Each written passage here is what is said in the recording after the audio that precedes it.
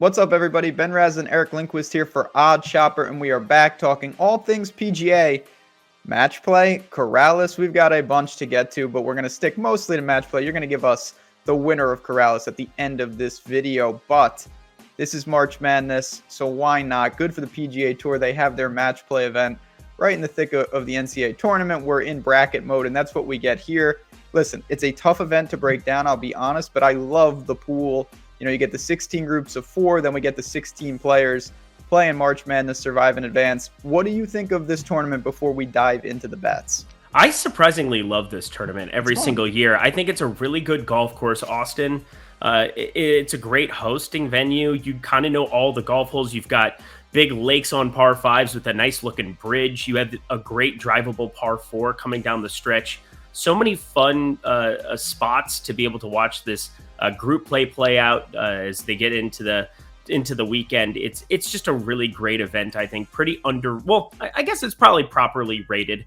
Of course, you wish Tiger was here, but you can't get everything you want in life. Maybe we get him at the Masters, though. Yeah, I mean, it's just different. And on a grind of a PGA Tour season, give me different once in a while. And from a betting standpoint, we're evaluating different things than we normally would, and I do like that. If you're hopping in for the first time, checking out the Odd Shopper YouTube channel, welcome aboard. You want to support us? You like what you're seeing? Hit that like button. Easiest way to do it. And if you want more content from PGA to NBA to college basketball, just press subscribe. You are part of the community. We love to see it growing. All right, here we go. Boom.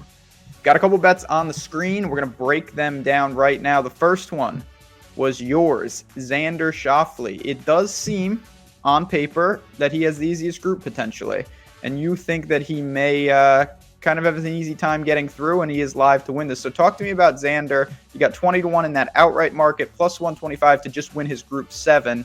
The floor is yours. So match play, for those who don't know, is a lot different than stroke play because you're playing head-to-head versus one opponent. In the Ryder Cup, it's a team play where you're playing, 2v2 in certain situations. But yeah, in match play, there's going to be some higher variance stuff that can happen from time to time. Guys who are worse players can go out and win groups. You're going to see surprising things happen. But there's no doubt in my mind that this group 7, consisting of Xander, Tony Finau, Lucas Herbert, and Takumi Kanaya. What a wonderful phrase. I've been waiting to say that. It's just not ideal for those other 3. You've got Tony Finau playing the worst golf that we've seen on the PGA Tour in a long time. 3 missed cuts in his past 4 events. 0 short game acumen during any of this run. You've got Herbert. He can roll the rock. We know that he can be a phenomenal putter from time to time, but his ball striking is so horrendous that I just don't see him playing Xander straight up very well at this event as a first-timer. And another first-timer in Kanaya here.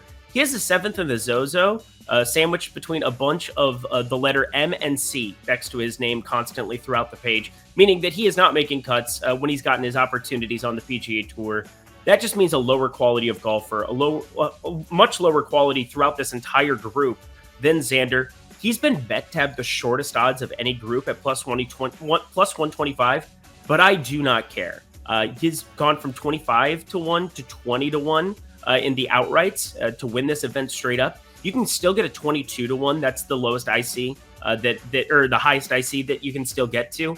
I just find him to be unavoidable chalk for me, a piece that I have to be betting in this group stage. In DFS, I'm going to be playing a lot of him just because if you can tell me that he's going to get through that group every single time, which for me, it just seems like it should be a lot longer than plus one, or not longer, sorry, shorter than plus 125. Just give me the Xander Schauffele chalk here. I'm going to eat it. I'm going to bet it. It seems too good to be true. Yeah, I mean, you're still getting plus money. You get plus money on any group winner in something like this because it is difficult. But I think the key here, as you kind of alluded to, is, the way they do it, they protect the top 16 golfers. You can't get a death group like that, but then it's random. And to draw Tony Finau, who right now is not playing as well as the other quote-unquote second man in most groups. And then you've got 2 other guys that, of course, they're talented guys. And Kanaya is someone I think long-term could be very good. I'm just not sure it's now in something like this. So I totally understand that although Xander is still kind of, people are expecting him to win more, his stability, his floor, he looked good last week. it's pretty easy to make a case for why he'll be amongst the final 16. And then you get there, anything can happen. You get out of your group, you've kind of accomplished the mission. And that's the path that I'm taking with my guy as well. It's a similar philosophy with Viktor Hovland. Plus 165 to get out of his group. I don't think it's overly dangerous either. Will Zalatoris, obviously a good player. Tringale and Straka, to me, Hovland's off the tee game is so dominant. He's going to put immense pressure, particularly on Tringale and Straka when they play. Will Z, of course, can ball strike with the best of them as well. But just Hovland's game is so strong. Now, the chipping, things like that, yes, it can come into play. But I do think in match play, he might be better suited to mitigate some of that because as you mentioned, you're playing the opponent. You're not playing the course as much. And I think that Hovland will be able to thrive in that. I'll be honest, his outright odds are very short, 14-1. I do think he's very live to win the event. I was hoping to find him more in the Xander range. You're not able to do that, but there's no doubting the talent. I've not been on Hovland in past weeks during the Florida swing, but I am jumping on him here. I think he is just a very dangerous guy to get out of his group, possibly somewhat unscathed. And again, you get to the final 16, it's all bets are off. I think he can do that along with Xander. I love that you're betting the group over that 14-1 number. I think that's kind of the right philosophy. As you said, you get a lot of randomness. I'm more willing to avoid these two groups and bet a lot of longer guys down there. You've got the Billy Horschel coming off of his win here last year. Paul Casey, ya boy. Number of those guys at 30-1 that I'd be more inclined where I don't necessarily want to bet their group because I think I'd just rather have the ticket where they get through, and I want to have that 30-1 kind of waiting in the chamber as opposed to a 14-1 for Hovland, even a 20-1 as the current number here for Xander, but 25, 22-1 for Xander, still my priority for the outright market. All right, man, one more to kind of round it out. Oh, go ahead. No, I was gonna set the table because you have said, I was talking before the show with you, and you said, okay, I got a couple WGC things that I like, but I've got an outright in the Corales Puntacana Resort, the alt event. Take it away because that is a creative player fest. If you can find the winner there, you are going to get a big time payout. And you say there's a guy in the card that we got to take a look at. Yeah, this is one of the worst numbers I've seen all year on a golfer. Hudson Swafford, 65-1. I know that sounds ridiculous. Yes, you had a backup in your chair. Tell me more, Eric. Tell me more. Well, I shall. How about this? This guy is a very, very poor man's Viktor Hovland. It kind of fits the prototype. A great ball striker, can get it rolling from time to time, but really poor chipper of the golf ball. It seems like on Paspalum, though, he's kind of excelled in that category. We don't have strokes gained data, but going back through some of his results in recent years, specifically at this event, they played here in September in 2020. He won the event. It came back in 2021 in March. Golf course playing a lot differently. Saw some really good results there too. 6th. So we're talking about a 1st and a 6th coming into this golf course. You can't tell me that doesn't count for something on an event like this, like an off the board type event. 65-1 with that kind of course history. You're rarely going to see that. Hitting the ball well here of late.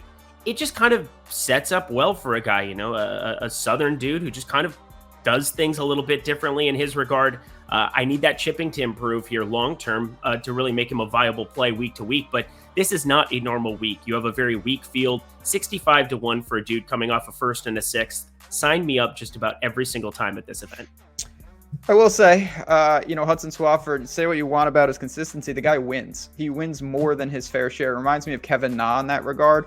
Kevin Na has ebbs and flows, but he wins. He's a winner. The win equity is always higher. And when you're talking about outrights, you don't care if he misses the cut or he comes in 33rd or he comes in 2nd. Those are all losses.